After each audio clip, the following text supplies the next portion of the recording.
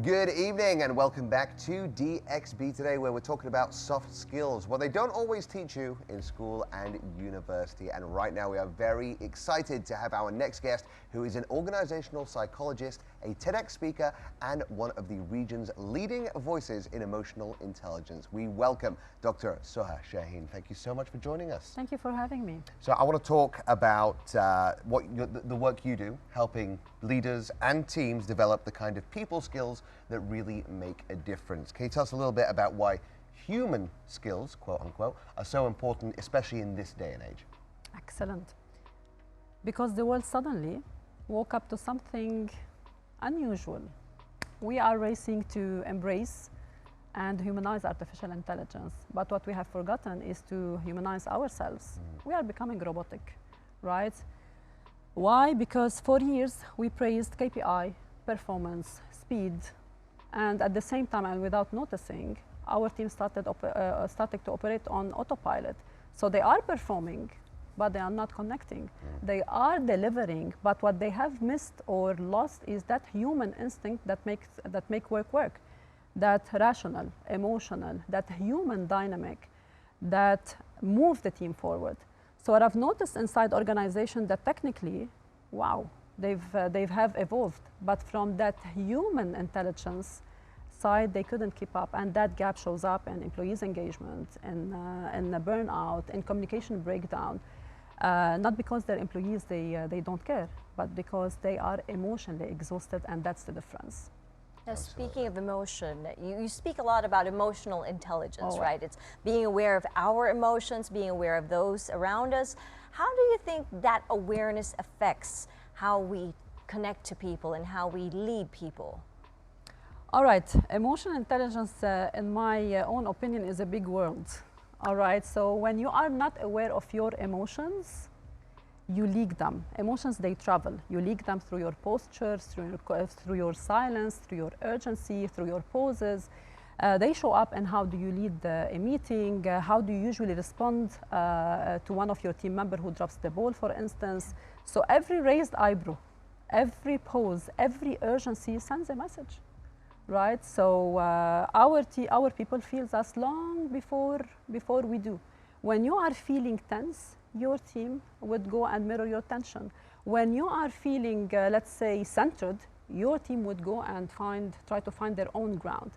Now, when we are aware of our emotions, everything around it shifts. So now I'm aware of my emotions. I understand where they're coming from, their impact on me and the people around me. Instead of reacting, I try to act consciously. So now I understand that I'm feeling, for instance, overwhelmed because I have a lot of pressure. So instead of reacting, I can say to myself, all right, hang on, that pressure is mine, and I don't want to dump it on the team. All right? So when you do this, you're allowing a space between your emotions and reactions. It allows intention versus reaction. And I always say, I keep saying the same thing all the time, that emotions is not being soft. It's not about being sweet all the time, all right? So it's about your awareness about your emotions, where they're coming from, their impact on you and on the team around you, and you refuse to be in the passenger seat.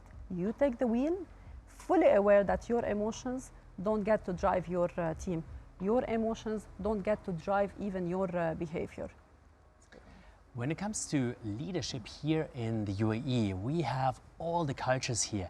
What have you observed are the differences in the way how they communicate and collaborate across different cultures? Oh, so what I've noticed across diverse teams, that culture shapes the gap between us, the tone we choose, the silence we hold, even the nonverbal cues we think are obvious.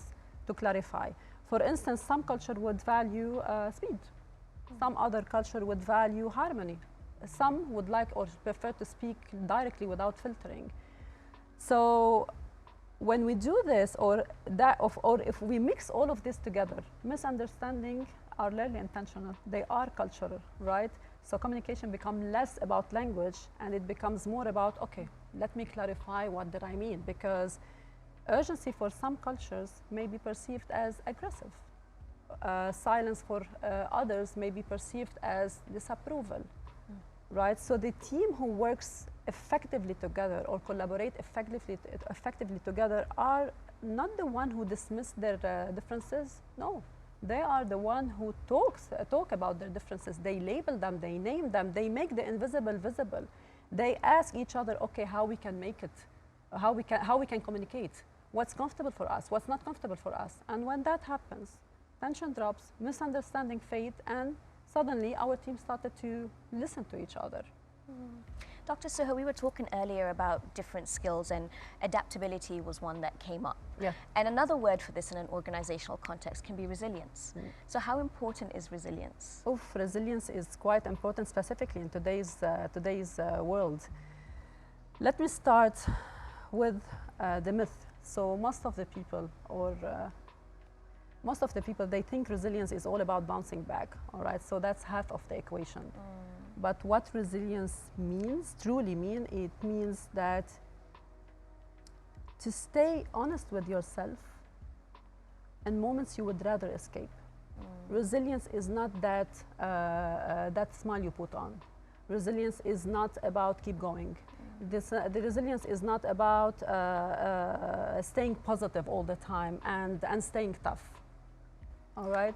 Resilience, it means you have the capacity or the capability to learn, to grow, and to be ahead of the game after a knockdown, because you're willing to learn from what happened instead of pretending it didn't happen, right? So this is first. The second thing, which is very important, is resilience is about drawing boundaries and learn to say no, not because you're weak, because finally you've got to understand that, all right, now protecting my energy is part of protecting my performance. Let me say one thing that is very important, that people crumble not from the pressure itself, but from constantly pleasing and impressing the people around them. So how do we build more of resilience? To stop pushing harder and to start paying attention sooner. I don't know about you. I'm going to start saying no. Absolutely. It's such an important skill. Yeah. And there's so many skills that are important to us. And it's one thing to know about that skill, it's another thing to actually implement it. So what advice do you have to our viewers at home, and things they can do to be more self-aware or more empathetic, or any skills that they want to develop? Self-awareness. So the easiest way to develop your self-awareness is to pay attention to the moment you get triggered. That's the doorway, right, Flo? You are coming also from the coaching. I agree. From the coaching journey as well. So this is the first thing. Otherwise, empathy. Empathy is a big thing as well.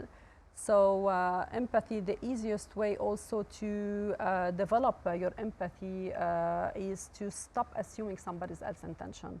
Instead, start asking a question like, what else could be truer? Because this kind of question would expand your view. With this kind of question would even soften your tone and stops you from reacting out of ego. So these are the two advices that I would give. Amazing. Dr. Soha, these are some very beautiful words that you've shared with us. Actually, I think my team in my day job would thank you for everything that I learned today. So thank you again for joining us today on DXB. Thank you. Today.